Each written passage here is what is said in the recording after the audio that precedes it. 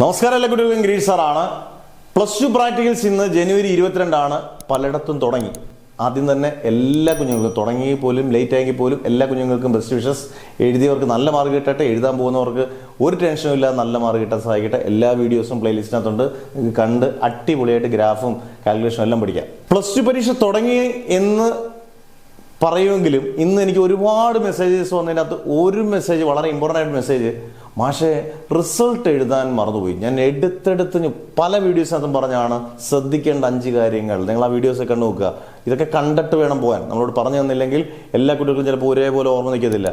Result എഴുതാൻ മറന്നുപോയി മാഷേ, എത്ര മാർക്ക് കുറയും? മാർക്ക് കുറയും എന്നുള്ളത് സംശയമില്ല. ഇടയിൽ നമ്മൾ എല്ലാ കാര്യങ്ങളും ചെയ്തിട്ട് 2 പ്രാക്ടിക്കലിന് 2 റിസൾട്ട് ഇടാൻ എഴുതാൻ പോയാൽ മിനിമം 4 മാർക്ക് വരെ പോകാം. അന്നേരം നിങ്ങൾ വളരെ ശ്രദ്ധിക്കണം. ഇത് ഒരു ഷോർട്ട് വീഡിയോ ആണെങ്കിലും മാക്സിമം പേരിലേക്ക് ഷെയർ ചെയ്യുക.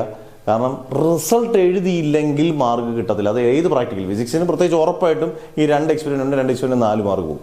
പിന്നെ അധ്യാപനം അത്രയും ഭയങ്കര മനസ്സ് നല്ല ഒരു അധ്യാപകനാണെങ്കിൽ, അങ്ങനെയുള്ള അധ്യാപകരാണ് 99%. ഈ പറഞ്ഞ പോലെ ചിലപ്പം 2 മാർക്ക് കൂടെ കിട്ടും. ഫുൾ മാർക്ക് എന്തായാലും തരത്തില്ല. റിസൾട്ട് എഴുതിയില്ലെങ്കിൽ ഫുൾ മാർക്ക് കിട്ടത്തില്ല.